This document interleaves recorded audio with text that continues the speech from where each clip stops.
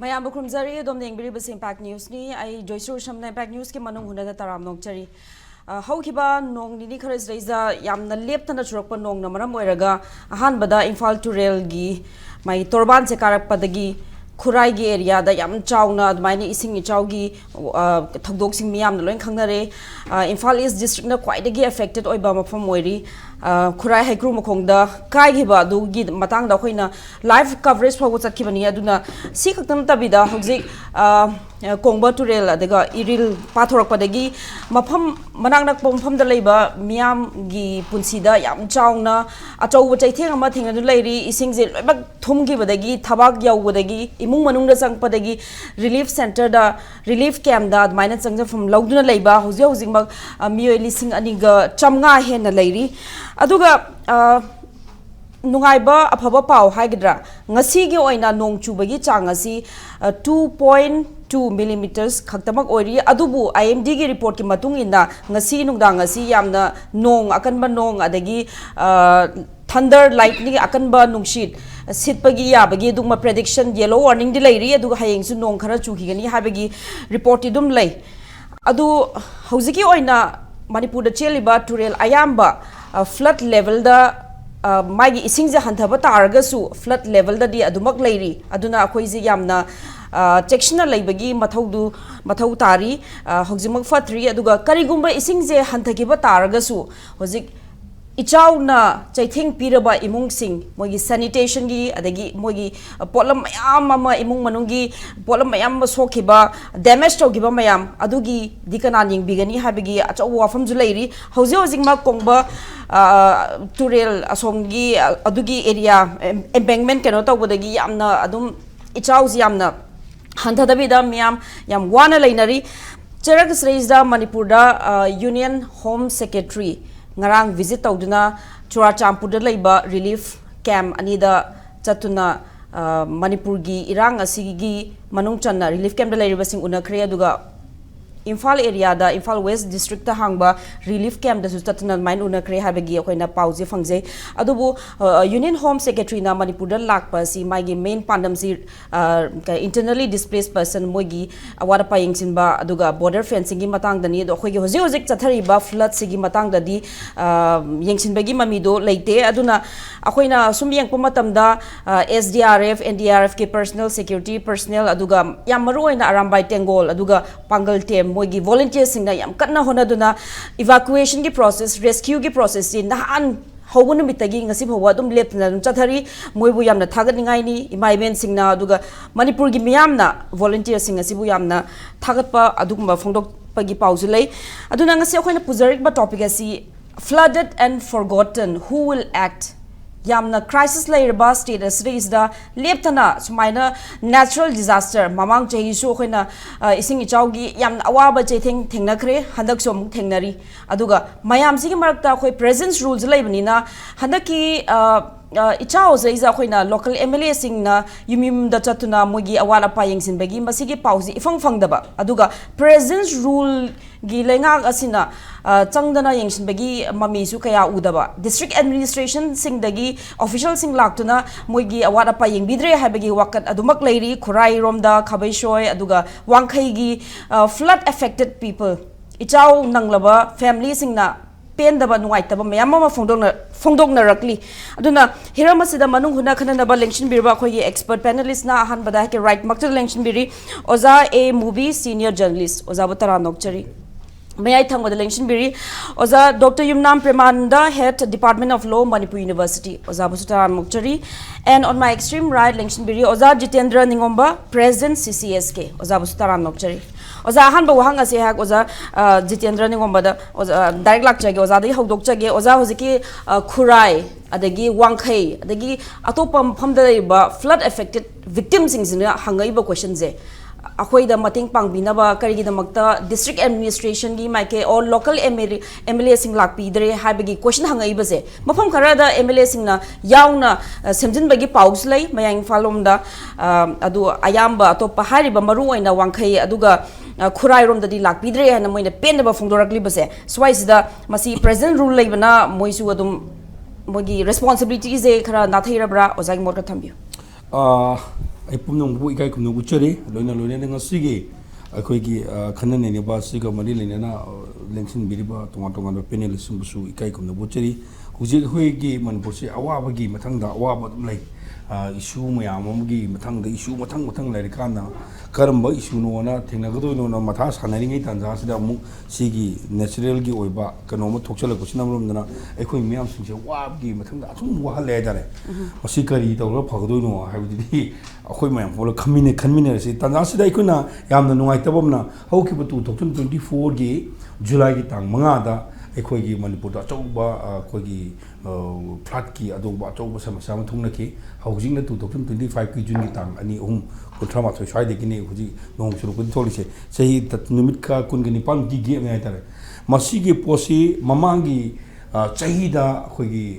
thok ki ba thok to wa thok tu ga haibidi isai gen du ga ising chau du mari na adoi gi area se dum oi hai tare maru no jing mamang da akhoi egal tambi ki ba kurai gi jaga kum khongi jaga wang gi jaga aduga kungi akhoi gi konung mamang ya jaga aduga akhoi imphal iski maru oina akhoi gi thungju ken gi mafum sing sida hamamang gi chagi chaman da hande ki chamane do za se barak thana ba process akano discussion chathadringai da makha ta na chathadringai da kurai hai group khongda maina imphal tural kar pase seiza di local mla ma masamak yauna yam kana di sem gi bagi paudi leisi mazu panjau ai haje ke mamang gi kano da su akhoi gi Hutna tawbani khone haibagi wai ama hairak puma tamda man mayamna yamna phajadaba kai haidar kai khumai mai pini ga dar adu hojiksu ma tholaga facebook ta thoktana khotana adum involve to bodi yawi dubu sui bo thokdo magi effect to di yam manina hairibi area de mana loina thungbang ngamdabagi asagi problem la ibra haibu di adu omadi mai magi area de leba magi committee haidare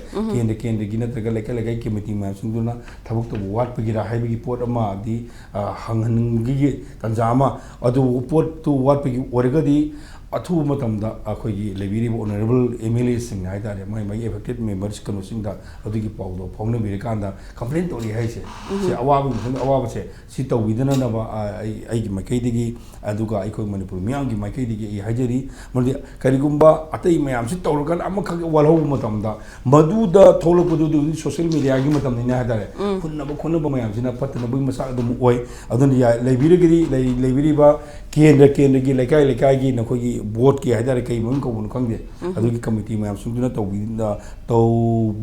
tawbina na ba adugi pot ma ai thamjage aduga hujik leriba kendra haida khoi ai gi kendra se thongju kendra haida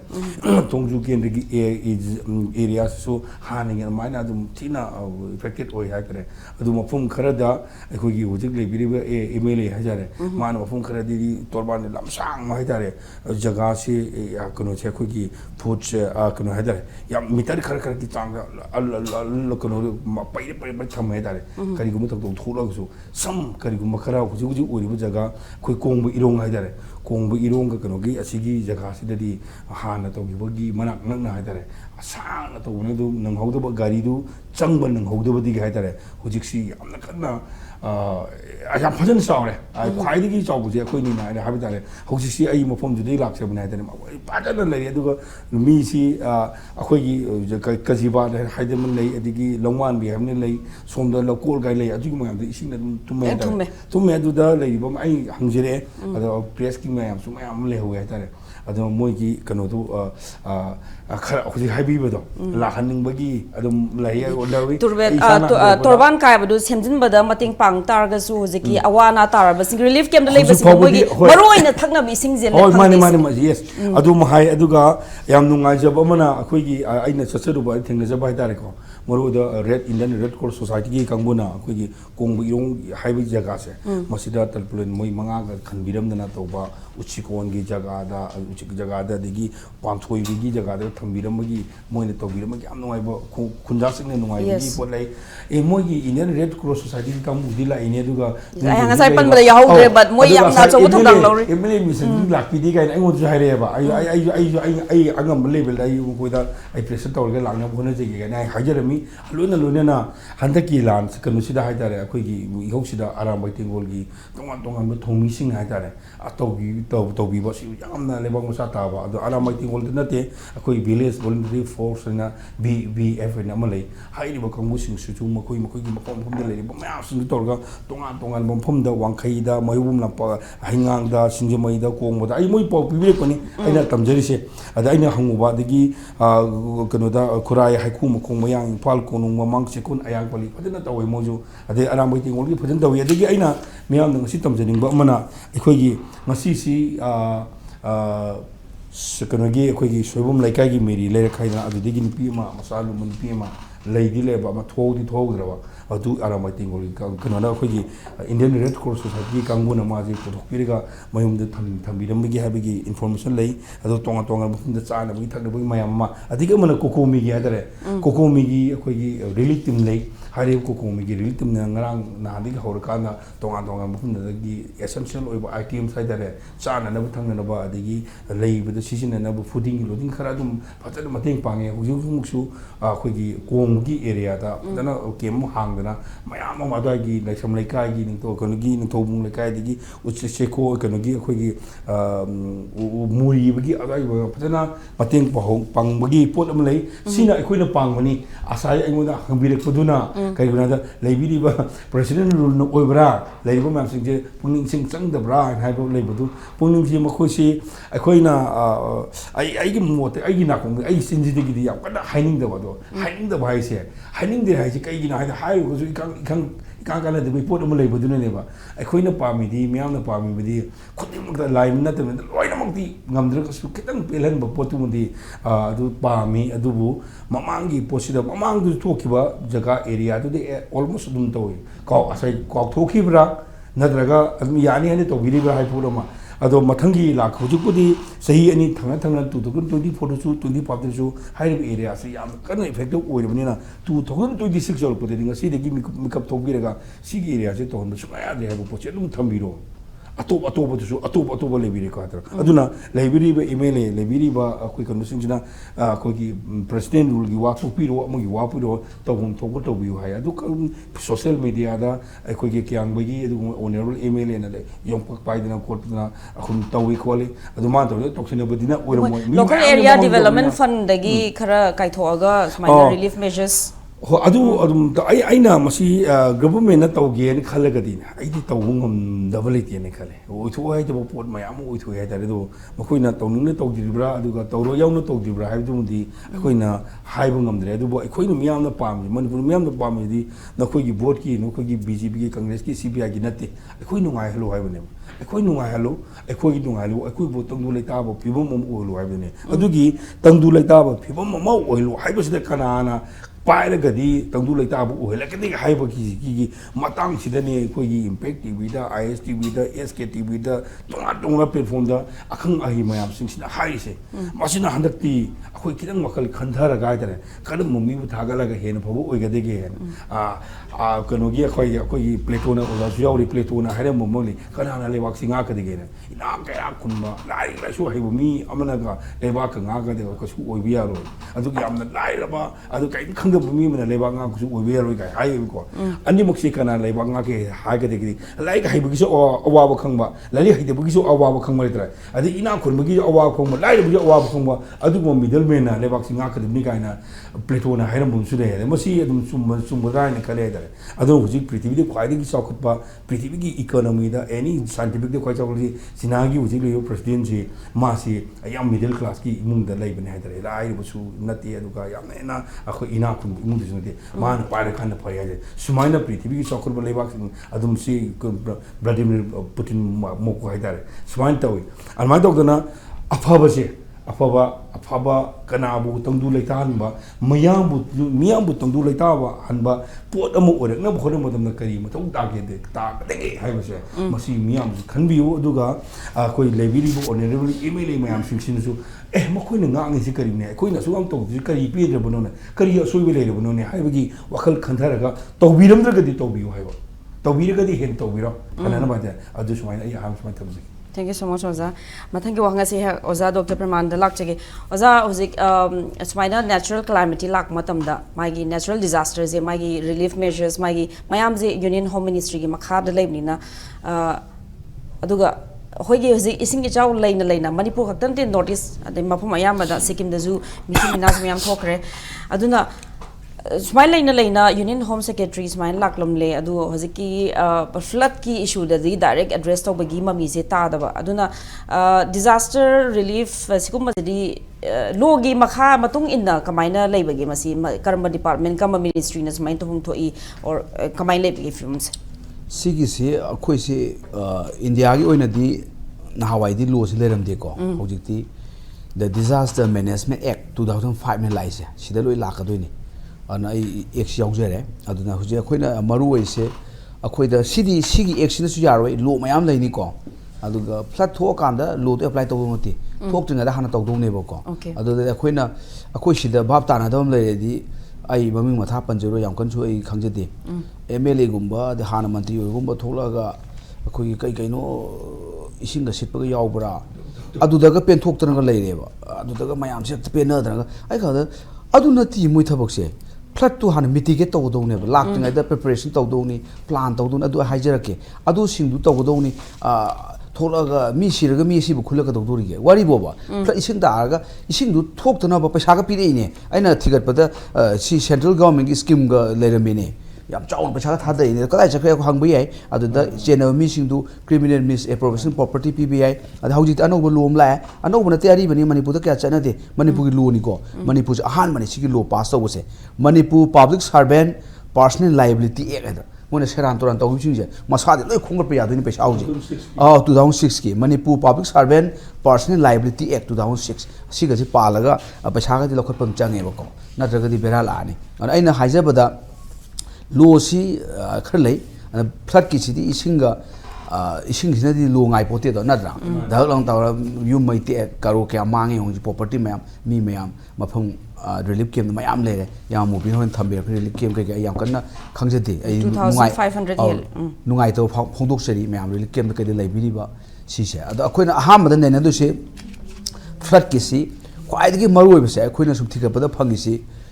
disaster je hojikti manage to ro haibane aduni ngasai disaster management ega je disaster ko thingam pote ha matam ko ye thaba akwe khun thingam pote wari boba disaster aduni natural disaster aduni man made disaster haidana khoi gi industry di kai kap thok ba hazardous waste na to extend thok ba adu su leire aban covid kano si 19 si disaster nati yaurum de definition da ata government na ek si on thoga notification thoi ni disaster ni pallaga sai disaster gi fund mayam le jeba ko adu potu ni ana khwai de khoina khangbi do se disaster management circle nam le ko siga si khangmo chomme khwai fast le do si kaino ni akhoi gi mitigation disaster lakte ge mitigate tawna ba action plan mayam to do ne ko second the preparation adna disaster lag kamai to de ge preparation ko mock drill to ri do aduna preparation am change adu lora kanda akhoi gi response haina disaster la kana combine response to the ge flood like flood ko je mana tab ako ga paktha bana tab adu su response makhalam combine to response to the ge se masima occupation the address adu mayam le adu lora kanda recovery na hayang flood se lora kanda flood handagre ising handagre recession to haira kanda ko tumi le yaro le na mayam tholakeni epidemic mayam tholak pa ya de to pa laina tina plus rebuilding sai compensation pi khotna lenam yum du hanjan na khona ba chawbam su changi ana cycle ni si disaster gi khwai fast mitigation next preparation third response la kana response to kamai to de se recovery ga si punna chamina ga da bari ada khoina khangbi ga da si Manipur gi su hauji disaster management act 2005 si makhada Manipur disaster management plan enam leibane ba ko 2017 Manipur gi oina 2017 di lei bani do kamai to buno khoi em kan khangjade leidu light yaw hajabani gi adagi amana akoina khangbi do si Manipur gi si disaster tholi ja sengmadi main ko si akoina sum thigat pada climate change sima si climate change sim thole idana hoje United Nations Framework Convention climate change kain tawa sustainable development Rio declaration kaina ga tawa sumai climate change gi pot sida sisu effect oidoba ada khoi drainage system si fazna leitaba drainage system si pura forsa ni Manipur se akoi drainage system si di Indus Valley civilization um phajagre Harappa civilization thaina ko ning tambodo ancient kano da history da adugi moi drainage system phajale re me khoi di am chakhale le ji drainage system bo le ja pot in thingwain aduna sima ade amana khoi gi kaino se akhoi de soil si deforestation se simasu direct impact ni flood si torpagi ada poppy plantation ji part amani zoom cultivation ada forest cover handare Manipur gi adagi di water pollution river gi ecosystem ji soire ba semgadi river ji no ecosystem now river ga later ni da kam kan asi river da bab ta saltam pollution su ke matik leire disturb tawre river gi magi change ga da base akoi aru londa da ecology biosphere ecological balance ga hai sumba ma ada amana disaster nga sain haija bu management changi rescue ni hujiki arambai tengol tawriba Indian Red Cross Society ki kaino na tawriba adagi relief and resettlement gi port ne rescue ne relief ne resettlement gi port ne hujik leise adagi di long term plan mayam su sangba adenga sai gi lo ga sai kholin lo da la kanda ai hujiki lo di kaino kanda atopo lo su apply tawni equally aduga khwai gi maru di disaster management act 2005 se si makhada leisi national disaster अखोई relief fund ने लेको national के fund हम ले चौ याम करो क्या ले बिनी आदगी स्टेट डिजास्टर रिलीफ फंड ने लेनी आदगी नेशनल डिजास्टर रेस्पॉन्स फोर्स है रेस्पॉन्स को माइन तो दगी डिजास्टर से आदि फोर्स ने दुस मोज याव बनी आदि स्टेट डिजास्टर रेस्पॉन्स फोर्स ने लेनी सी मैम से लेनी आदि मतुंगिना तौदुसी National Disaster Management Authority in India में लेरंगने बको माना ख्वाई हेने नोडल कनोनी आदगी स्टेट डिजास्टर मैनेजमेंट अथॉरिटी में लेरंगनी adagi district disaster management authority leire ado aina khwai dagi masida ko in mayam khanga ningi di India gi ministry so maming honge bako koi na hoi department of water resources to ma hojing da ministry of jal shakti ko jal di pani sanskrit baroni shakti ha di power ha jane pani si kaino si water se power ne bako mango jal ministry of jal shakti english equivalent da department of water resource river development and Ganga rejuvenation going ada masida my department leire flood management wing na flood se manage to do flood ti China ju flood thoi America su thoi bum ko basi flood si pura le prevention ni ngam hoibo ko adun control prevention to busina mo hauti mo scientific term da flood manage to do ne ko so maroi na Manipur zu Imphal area zu toina dum flood se thokal le have je khanglabani na mangjong na management tong na bagi khara di tawphum thoi man ai adu haijage adu hujiki ministry of jal shakti sa ade sima ya maroi si ga type up tawraga program am leire ngata adaga akhoi Manipur na karige irrigation and flood control department ga leibani ade amasu public health and engineering group leina ko si mayam si direct flood ka mai leina department ni aduna aina khambada sigi jal shakti si makhada ministry of jal shakti si makhada scheme le scheme se amaroi se sigi sini program party amna paisa mat khreba kano who are accountable ga tawri se sigi scheme se amaroi ko akoi si kaim kanda scheme je khangde flood management and the border area program koi for the period 2001 and 2026 pugi masi scheme je lengak na logo kana na tawdoi no local MLA na center gi scheme ni masi da sharing yauri 10:90 ni center 90 puthokani aduga state na 10% sigi poni aduga north east ki sing exemption la kano pibani 8 north east state and hilly area of Himachal Pradesh Uttarakhand si mo exemption pibra kano amai lebine do 90 su 10 ne mo sharing se admai tawni sida yauri flood management program yauri adagi di river management border area yauri si asengo paisa si di 400 not 410,000 ni 4,100 crore ne sigi kano se sigi nasai gi program ni jo haura bani loira kador bani adu Manipur gi du ai makti kaya lebno khangde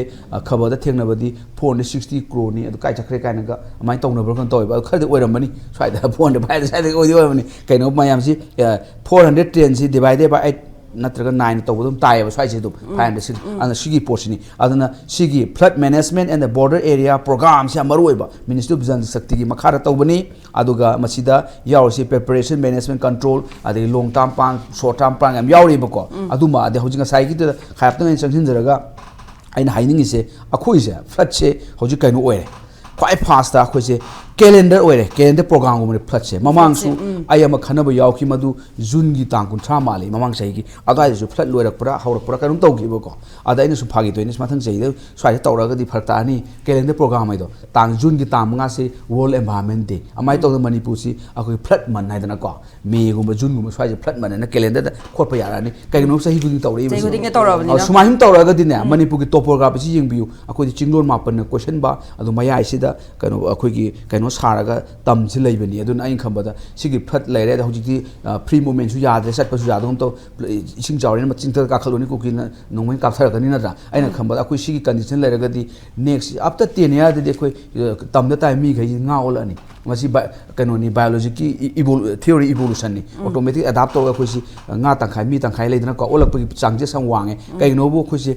calendar oire flood se government control to bangam dre ngasa scheme du to babta di sing chawre mayam batin pairo na tragana kano tro ko la sin to le adu di yaro ye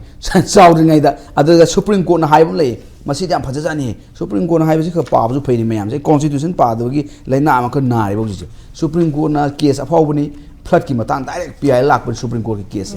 Swaraj Abhiyan against Union India in 2016 jida Supreme Court hai si guideline tau thare Supreme Court guideline pire center guideline to CM haire flood manage to phajana haire comprehensive approach to interconnect adi flood araga sai gi department khotna health den tau yaroi bako health ki ga yar kani payam punna tawro hai animal husbandry bu yar ko ni sanga gi adu post phajana tawro haire adu Supreme Court haire phajam le lu mayam si phajana implement to we khudam haida environment protection act si apply tawdoni ade forest conservation apply tawdoni ade water prevention control pollution and river gi lejari ne bako si tawbide aduga yam phajaba manipur gi jakhoi tawbo thengna da base amma khangna moin hai se removal of illegal construction within area hai aduga aseng badi river am lega river la khoi di manak ta yung chu le chale bako adegi di playground tawle sa ji yade Supreme Court hai di 100 meter di moin hai se flood plain han taw tham duine river am lega kaim le yadab 100 meter hai kan hai adwai di flood plain area na thamme bako hai di la ising di la ga so adwai le jabi sana ja le yae bako ani am plan am leibani da akhoi to isna without any plan koi pahing hing ma jani koi hingi sidi sarkar so akhoi su akhoi gi vegetable existence animal existence mangjona na well plan amal leitaba thola jangal da kai da ko sana ja bani da adu ga lai saka pa lai ko je je be wani ai khambada everything si plan ta goda bani law lei akhoi adu ga disaster thola ga di disaster management act si makada ngasai gi compensation pi goda bani adegi disaster response team adu national authority adu state authority mayam si ujik thabak tawngdo mali aduna tawgodoi ni adu ngasai gi last but not the least aina kano sida haining se hojiki mara leba singdo mathau tawdo singdo dandi piro adi khoi Manipur da Manipur Public Servant Personal Liability Act palo 2006 natra criminal misappropriation property haidana pasanu sami lautho atoba sinaba leramaga di leram da khangde ko adu amana aina haijaba ngasa last kana lakada hagada akhoi na bo thada ka giba mi singse sida loina lakada moina tawbi doini akhoi ju tawi yopak thangju paraga akhoi ju koli aduna wari ni ko asengwadi moina tawgodoni aduna ai ga sambada aina masi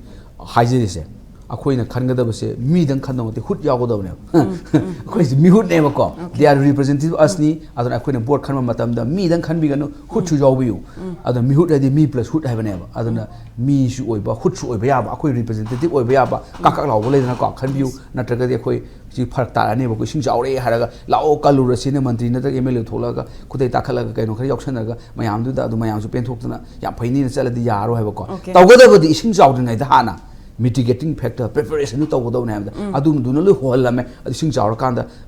bora thang yoksana ga di kai doruni na yes ozai point ya mek sing thambire I hope akhoi gi audience sing na ju mamuta na khangsin thawr ngani ha bagi thajam le mathang gi wahanga se ha oza a movie lak chage oza hojiki kano law gi makha di smaina National Disaster Management Act 2005 adigi makha program yam leiba adu Manipur da akhoi gi well plan sigi mami si ta ta da ba adu hojik se akhoi presence rules leibni na accountability hojiki manage hojik thoiba disaster je flood ki situation je manage to with accountability ma yaw yaw da balenga ma oibagi mami tabibra aduga tayen khanbibra aduga ozadi khangjaning basi smaina hana well plan ambu leita base aduga hojikti amuka pia leirabnina kamai my accountability wala smaina akhoi di adum kano crisis leiraba state nina hoji pia leirabnina haina adum lai thokpai mami tar even MLA gi wafam di MLA na tabe even district administration gi official bawa suklak lak ta phom yaure habagi pause khoina fangjaba oja mot ka tham Joyshree gi wahang ji pa khum lak tringe da ngasi akhoi gi flood ki volunteer soiba victim soiba ama laigi de ba ama yawi khurai da ngasi se adu idam ta ha mukta dai nungai te ba phongtok seri aduga akhoi different stakeholders sing adegi volunteers sing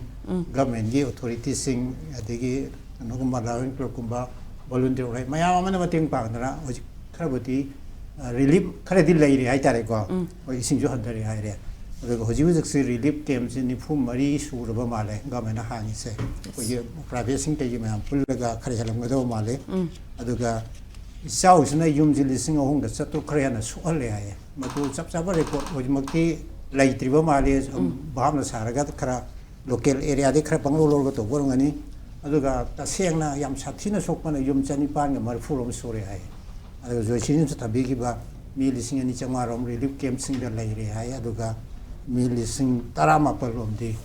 ko isau sina loi so le ba mayum na le ga su khudong cha do ko to mayam le ising chang ta na mai lak ta na every problem mayam le re ojan su pasan thabi gre ko isau na thokpagi mangpagi mayam lai se ro hojik sit luri se PR leiba natraga leitaba aibaduna another thing ai khoi gi di government habisne government do kanana ngake kanana salai gi he to de koi matu da thodo no mathau ta de lo district authority de loi lai gani dana PR tammo gera popular government leiba gera district authority se loi lai gani ba makhoi gi makhuta miyang gi thok myam se loi la ka doi ne ba district authority gi mathata state ki authority myam leri se khuda mana chief secretary se during PR maji chief minister ki function man to doine ado itarti chief secretary na pulap se minister to doine ado PR ki kitang nuai te bamna major decision do ya da se major policy program to ya da ba major decision do ya da se ki kitang nuai te wa da ne ba ado bo relief measure ki da bu de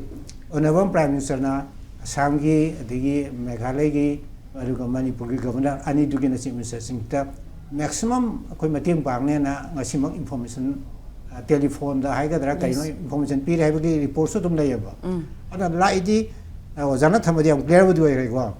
isau si ekhoi thingba ngam de si mayek seng adu bo masi control tong na ba ekhoi da mechanism am di li je ekhoi gi da soi ri se policy si yaw da na thabak to bu gi ne khoi gi kari hai tare khoi gi elected MLA sing kano sing jana di am nuai ta ba contract oriented oi ba thabak to kan da se turian si khonung teng ba ai kan se da a river bed ai tare ko a makha da le ba mayam si o thu oga teng ga do mata mathak ki khoi na mang hai tare khoi na mausa khang na ba mi poloi bam pari ngoi ba khitang ma pa ama le do adu khatang na pi pha la ga tok pu mong kha ui ba hoji hoji mak sa thari ba ni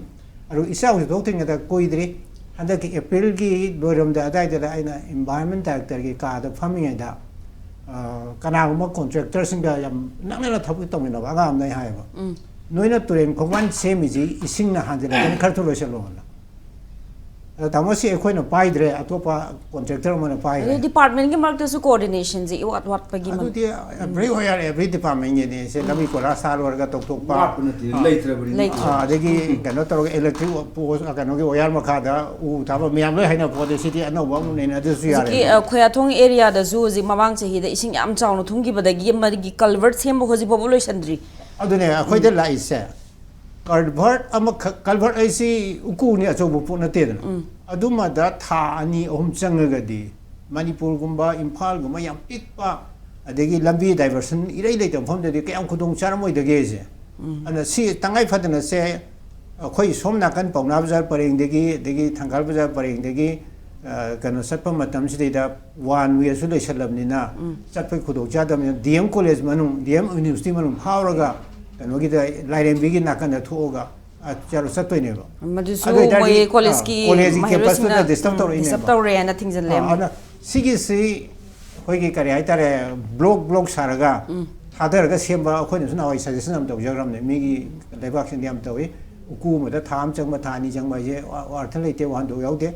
blog sembiro blog se haibiro ai go blog to boroga tok thadar ga lebak fun jang ram ja bone ba anyway adana to pom le jara sunu ko ji isau gi boss da khoi da soi ri si khoi gi river bed sin thina semangam da bi polam le re adegi hoji si khoi na hoi politically charge to bodo min su ubdi ai aduga isau thoi ma phang kharegi ising si di khoi gi kano se river bank si hoji RCC tor gi am kan semi si sembo lo shalok da ma pham si am yauri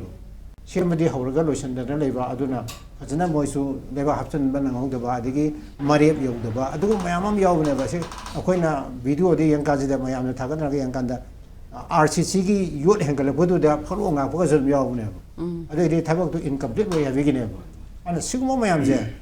ꯊꯤꯡꯕ ꯌꯥꯕ ꯊꯣꯛꯍꯟꯗꯕ ꯌꯥꯕ ꯄꯣꯠ ꯃꯌꯥꯝ ꯑꯃ ꯌꯥꯎꯔꯤꯕ adagi oza si mayam si marak sida Loktak project affected areas farmers and land owners association na moina harbeze handak ithai barrage ki maigi gate se hangdokpio haraga swang hangdokkidabaduna maram oiraga hojiki ising ijaw tholibne habegi maral du sirakli adu su part amadi way adu ngakta sunate hoji lai Manipur da yamna issue orise Manipur tampak tigi ising puthokena bala bijani khatane amana Imphal Turen sina koi Manipur river kauraga koi kana data gi base khodak lom sieng gi ma adu hojiki kana siga Loktak sigane okay are lore di Loktak khaktana tana koi water body sing se loin thenjele se Loktak thele lamphel da na water body lem bu hojik ayam leitre adigi waithau thingaina pa leitre adigi khoidum pa lokoi pa na mama khon maming pan madi am yang re ko pa sing jigi na ising ji khar phajun posu yaw dre ba ari wazan so mang thambi khre dene system ne khoi di pura fail ne sigi inak nak pada cheli ba kanu sigi kendra taruk te la la cheli ba sigi ka samthang yorga washet marin sin makta ngang na rai ji sahi kyam yam am chengam dana lai adigi hojiki kanu degi na khoi thungju pharoga Kanchipur taraga seliba Turen aman nama lai mamang ani Imphal Turen won madegi singjamai tu idlakani adu hojikti khongban won gre achoba ising thi thokong oiramine ba sumani ising thi thokom je lerta ba adi lekai ge pokri sing phundilaga community hall sajalakpa adi sanabu mon thorokpa sigi mayam jine su khoi gi lakpa ka di sing nong tarakanda pandre ba adi khoi gi am laibak thisna khoi gi sing degi taraiba nong sigi kano ichel je sing ngamna khoi gi lakpani na ichel jam yange adi hanadi uwa yam horomani na nong ji taraga khoi gi imai sida taraga subselaga matam gar khangamudo hojikti ku obani na ek tarbugi ita sendare ani nong subagi sangsu khoi gi kano su hongamni imai ma hongamni na issue je yam gre dudi yame aduna sigi mayam ji simjen ge sajen ge harga de koide mayam ama gomu change ba ngakdang na yada ba koi long term policy khak semam change ba long term policy du di ozanga sai thambe gi ba central government ge funding to 90:10 orga di khoi ni lupa tara tang poto mi mokda poto ko dine are de madu gi achoba project ama samam change ba adegi khoi di yang se catchment area hai tare ko turian gi horkom ji sing na yam ngakte ne ba Tampakti hawo dim yaw di ba sing de gi si almost 4000 kilometer ba square kilometer ko ne ba koi kana si catchment area wo je si aya mun loi ko obani na noi ta ka chendra gudu ne ba hadaki si maru oina Kangpokpi district ta mai catchment area da nong ji churupagi chang ji am wange hai nong budi adu ngakta gi sunna tre ko ate si ami nong su bi record se na particular day ama da fix ba ai chara phom ji logja bani ko andagi khwai di wang chu si moria da 102 mm yo hai okay adegi Kamjong dana 96 None dana 91 Imphal West na 81.5 aduga Chandel dana 76 Ukul dana 60.8 Kangpokpi 49 oiba mai sina hawgono mit ki du da yam kana chugi ba hai tare moi khana disu adu kanoni sinai particular kan ma khaki bani ba adik hogdong yem lai gani si matung dai si hogi ba sagol da dai record ni noni ni chondra kharabdi hangorem dar gani ko laidi hawrei ba lai ba isingje marakta panna ba yaudaba aduga panna ba yaudi marakta khoi di Turen khongban jidai da construction su adum leibe yam yauri ba mate khara ga mena lokthok na mohonara me adubu oil pump bo lere kanu manu jira river bank manu jida da construction so bo lere oil pump lere sana bung lere adu gi posi arubung were ba ana ekoi da yenga do se hojik nambol ge Imphal Turen ani senga se ba Imphal manung da khabang na leba enakpa Turen ngakte ne na nambol su dum isau thoi Imphal Turen se isau thoi ba adubu nambol na thokpa isau ga Imphal Turen thokpa isau khena ri je ga nambol di pa thokpa ne ba Turen khongwan kai be thabuk se wat le maram di ga da river bed manung da seng ga river kanu si bank si khoi gi lambi ga dum wang ma man le ba Imphal Turen di river bank si wang khala le makha da putha de ba ana sai kare ma da Japanese ba la kan da nga e kari gi no Turen si wang khan se ma thak thak se si kari gi no khoi di adum imai khoi pai bu ha ke dum le ma asmai tong ne khan le ba boy river basin manung da sum tok thak da ma kha dan thian da nga dong ni adu ge ti noi gi drainage system je ase noi tha da ya ga ni ꯑꯩꯈꯣꯏꯗꯤ ꯑꯝꯇ ꯊꯥꯗ ꯌꯥꯗ꯭ꯔꯦꯕ ꯃꯟ ꯇꯨꯔꯦꯟ ꯋꯥꯡꯈꯠꯂꯒ ꯑꯩꯈꯣꯏꯅ ꯅꯦꯝꯊꯔꯕꯅꯤꯅ ꯇꯨꯔꯦꯟ ꯏꯁꯤꯡ ꯆꯦꯟꯊꯧ ꯌꯥꯗ꯭ꯔꯦꯕ ꯑꯗꯨꯅ ꯁꯤꯒꯤ ꯄꯣꯠꯁꯤ ꯑꯩꯈꯣꯏꯗ ꯃꯁꯤ ꯂꯣꯡ ꯇꯥꯔꯝ ꯄ꯭ꯂꯥꯟꯒꯤ ꯃꯅꯨꯡ ꯑꯣꯏꯒꯗꯧꯅꯦꯕ ꯑꯗꯨꯅ ꯍꯧꯖꯤꯛꯀꯤ ꯇꯉꯥꯏ ꯐꯗꯕꯁꯤ ꯍꯧꯖꯤꯛ ꯂꯩꯉꯥꯛꯀꯤ ꯑꯣꯏꯕ ꯍꯧꯖꯤꯛꯀꯤ ꯁꯦꯟꯇꯔ ꯐꯟꯁꯤꯒꯤ ꯃꯇꯨꯡ ꯏꯟꯅ ꯏꯟꯇꯔ ꯒꯚꯔꯟꯃꯦꯟꯇꯦꯜ ꯗꯤꯄꯥꯔꯠꯃꯦꯟꯒꯤ ꯀꯩꯅꯣ ꯃꯤꯐꯝ ꯐꯝꯃꯒ ꯂꯣꯡ ꯇꯔꯝ ꯄ꯭ꯂꯥꯟ ꯑꯃ ꯁꯦꯝꯃꯒ ꯄ꯭ꯔꯣꯖꯦꯛ ꯑꯃ ꯑꯩꯈꯣꯏꯅ ꯀꯔꯤ ꯍꯥꯏꯇꯥꯔꯦ ꯄ꯭ꯔꯣꯖꯦꯛ ꯑꯃ ꯁꯦꯝꯕ ꯑꯃ ꯆꯪꯉꯦ ꯁꯤ ꯍꯧꯖꯤꯛ ꯀꯩꯅꯣ ꯇꯧꯔꯤꯗꯅ ꯏꯝꯐꯥꯜ ꯇꯨꯔꯦꯟꯒꯤ ꯔꯤꯚꯔ ꯕꯦꯡꯁꯤꯡꯁꯦ RCC ꯍꯩꯕ ꯍꯧꯔꯤꯗꯅ RCC ꯍꯧꯔꯤꯁꯤ ꯌꯥꯝꯅ ꯈꯨꯗꯣꯡꯊꯤꯅꯤꯡꯉꯥꯏ ꯑꯣꯏꯕ ꯃꯄꯥꯗꯣ ꯈꯜꯂꯒ ꯇꯧꯔꯤꯅꯦꯕ ꯁꯤꯒꯤꯁꯤ ꯁꯥꯡꯅ ꯇꯧꯕ ꯀꯥꯟꯗ ꯁꯣꯛꯄ ꯍꯟꯊꯗꯣꯏꯅꯦꯕ ꯑꯗꯨꯕꯨ ꯂꯨꯔꯤꯗꯤ ꯍꯧꯖꯤꯛ ꯁꯨꯔꯤꯕ ꯑꯩ ꯆꯞ ꯆꯥꯕ ꯔꯦꯀꯣꯔꯗꯃꯛꯇꯤ ꯑꯩ ꯏꯁꯥꯗ ꯂꯩꯖꯗꯦꯀꯣ ꯀꯣꯟꯇ꯭ꯔꯦꯛꯇꯔꯁꯤꯡꯅ ꯑꯩꯈꯣꯏꯗ ꯇꯝꯕ ꯀꯥꯟꯗꯗꯤ ꯃꯥꯒꯤ ꯄꯤꯔꯤꯕ ꯁ꯭ꯀꯦꯗꯨꯜ ꯀꯩꯅꯣꯗꯣ ꯔꯦꯠꯇꯣ ꯑꯗꯩ ꯍꯟꯊꯅ ꯁꯨꯏ ꯍꯥꯏꯌꯦꯕ ꯑꯗꯨ ꯑꯣꯏꯔꯒꯗꯤ ꯀ꯭ꯋꯥꯂꯤꯇꯤꯁꯤ ꯀꯔꯝꯍꯥꯏꯅ ꯃꯦꯟꯇꯦꯟ ꯇꯧꯔꯝꯒꯅꯤ ꯑꯗꯩ ꯑꯩꯈꯣꯏꯒꯤꯗꯤ ꯃꯌꯥꯝꯅ ꯈꯪꯉꯤꯗꯨꯉꯥꯏ ꯀꯔꯤ ꯍꯥꯏꯇꯥꯔꯦ ꯆꯒꯦꯝ ꯈꯦꯠꯄ ꯍꯥꯏꯒꯗ꯭ꯔꯥ ꯄꯥꯊꯣꯛꯄ ꯌꯥꯗꯕ ꯂꯧꯕꯤꯅꯕꯁꯨ ꯌꯥꯝ ꯌꯥꯝꯃꯤ ꯂꯨꯄꯥ 100ꯒꯤꯗ ꯄꯥꯔꯁꯦꯟꯇꯦꯖ ꯑꯗꯨ ꯂꯧꯅꯕ ꯃꯌꯥꯝꯅꯤ ꯑꯗꯨ ꯃꯌꯥꯝꯗꯨꯒ ꯂꯣꯏ ꯄꯤꯔꯀꯥꯟꯗ ꯃꯥꯅ ꯊꯕꯛꯇ ꯊꯥꯗꯔꯝꯗꯣꯏꯁꯤ 40% 50% ꯌꯧ ꯊꯥꯗ ꯉꯝꯃꯝꯒꯗ꯭ꯔꯥ ꯍꯥꯏꯁꯤ ꯌꯥꯝ ꯈꯪꯅꯤꯡꯉꯥꯏ ꯑꯣꯏꯕ ꯀꯣꯏꯁꯟꯅꯦꯕ ꯑꯗꯨꯅ ꯍꯧꯖꯤꯛꯀꯤ RCC ꯃꯌꯥꯝꯁꯤꯒꯤ ꯒꯦꯔꯦꯟꯇꯤꯁꯦ ꯄꯩꯊꯕꯁꯨ ꯑꯗꯨꯝ ꯌꯥꯎꯏ ꯃꯗꯨ ꯑꯩ ꯐꯣꯇꯣꯃꯨꯛꯇꯤ ꯌꯥꯎꯖꯔꯗꯤ ꯃꯐꯝ ꯍꯦꯛꯇ ꯍꯥꯏꯕ ꯉꯝꯅꯤ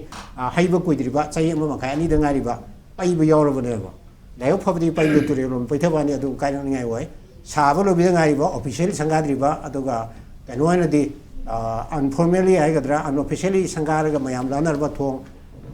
ꯀꯩꯅꯣ ꯆꯠꯄꯗ ꯃꯥꯔꯨꯇꯤ ꯀꯥꯔ ꯑꯌꯥꯡꯕ ꯑꯃ ꯆꯠꯄ ꯀꯥꯟꯗ ꯃꯥꯒꯤ ꯄ꯭ꯂꯦꯠ ꯂꯦꯡꯕ ꯑꯗꯨꯝ ꯂꯩ ꯑꯩ ꯑꯗꯨꯝ ꯎꯠꯆꯒꯦ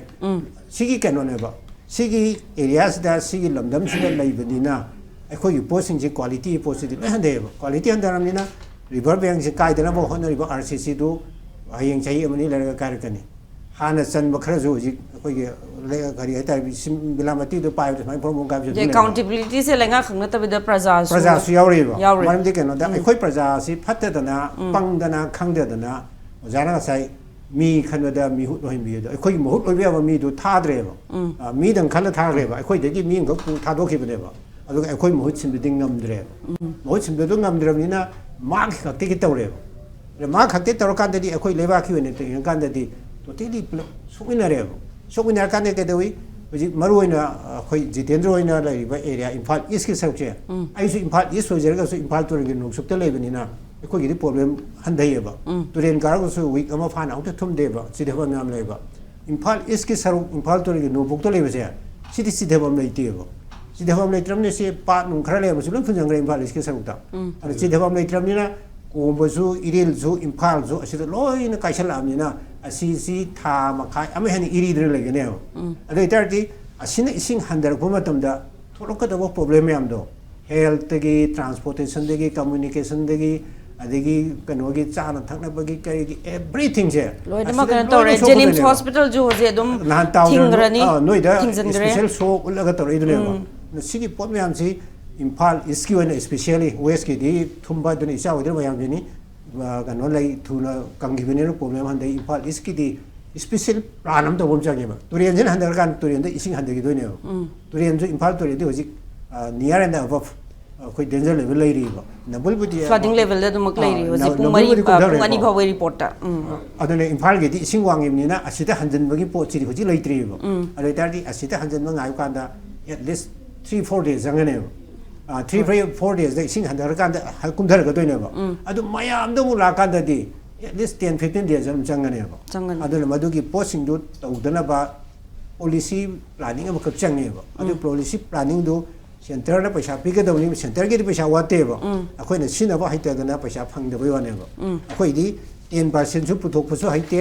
ꯑꯗꯒꯤ 90% ꯂꯧꯕꯁꯨ ꯍꯩꯇꯦ 90%ꯗꯨꯁꯨ ꯐꯖꯅ ꯁꯤꯟꯅꯗ꯭ꯔꯦ ꯐꯪ ꯇꯥꯔꯒꯁꯨ ꯑꯗꯨꯅ ꯁꯤꯒꯤ ꯄꯣꯠ ꯃꯌꯥꯝꯁꯤꯅ ꯑꯩꯈꯣꯏꯗ ꯑꯆꯧꯕ ꯄ꯭ꯔꯣꯖꯦꯛ ꯄ꯭ꯔꯣꯒ꯭ꯔꯥꯝ ꯑꯃꯗ ꯅꯤꯡꯊꯤꯅ ꯄꯥꯏꯈꯠꯄ ꯉꯝꯗꯗꯅ ꯍꯧꯖꯤꯛ ꯐꯥꯎꯕꯗ ꯑꯦꯅꯤ ꯁꯦꯛꯁꯟ ꯑꯣꯐ ꯁꯣꯁꯥꯏꯇꯤꯁꯦ ꯄ꯭ꯔꯣꯕ꯭ꯂꯦꯝ ꯉꯥꯛꯇ ꯂꯩꯔꯤꯁꯦ ꯍꯧꯖꯤꯛ ꯑꯩꯅ ꯈꯪꯖꯕꯗ ꯉꯔꯥꯡ ꯅꯍꯥꯟꯁꯤ FCSꯗꯒꯤ ꯆꯦꯡꯁꯤ ꯆꯤꯡꯊꯣꯛꯅꯈ꯭ꯔꯦ ꯆꯤꯡꯊꯣꯛꯅꯔꯤꯁꯤ ꯀꯩꯅꯣꯒꯤꯅꯤ ꯃꯣꯏꯒꯤ ꯔꯤꯒꯨꯂꯔ ꯄꯤꯕꯒꯤꯅꯤ ꯀꯩꯅꯣꯃꯛꯀꯤꯗꯤ ꯅꯠꯇꯦ ꯑꯗꯨ ꯔꯤꯂꯤꯐꯇ ꯁꯤꯟꯅꯕꯤꯕ ꯌꯥꯏ ꯑꯣꯅꯔꯦꯕꯜ MLAꯁꯤꯡꯗꯨ ꯈꯨꯊꯥꯡꯗ ꯂꯣꯏꯅ ꯄꯤꯕ ꯉꯥꯛꯇꯅꯦ ꯍꯧꯖꯤꯛ ꯐꯥꯎꯒꯤ ꯑꯣꯏꯅꯗꯤ ꯍꯣꯏ ꯃꯌꯥꯝꯅ PR ꯂꯩ ꯍꯥꯏꯕ ꯋꯥꯅꯤ MLAꯁꯤꯡꯒꯤ ꯇꯣꯂꯣꯞ ꯐꯪꯉꯤ ꯃꯆꯤꯟ ꯃꯋꯥ ꯑꯗꯨꯝ ꯆꯠꯂꯤ ꯊꯕꯛ ꯑꯗꯨꯝ ꯇꯧꯔꯤ ꯑꯗꯨꯅ ꯑꯦꯔꯤꯌꯥ ꯈꯨꯗꯤꯡꯃꯛꯇ ꯃꯣꯏ ꯌꯧ ꯉꯝꯗꯕ ꯌꯥꯏ ꯃꯥꯒꯤ ꯃꯤ ꯊꯥꯔꯒ ꯔꯤꯂꯤꯐ ꯐꯥꯎꯇꯤ ꯇꯧꯍꯟꯕ ꯌꯥꯏꯕ ꯃꯥꯒꯤ ꯃꯤꯅ ꯇꯧꯖꯕ ꯌꯥꯏ ꯃꯥ ꯃꯁꯥ ꯌꯥꯎꯗ꯭ꯔꯁꯨ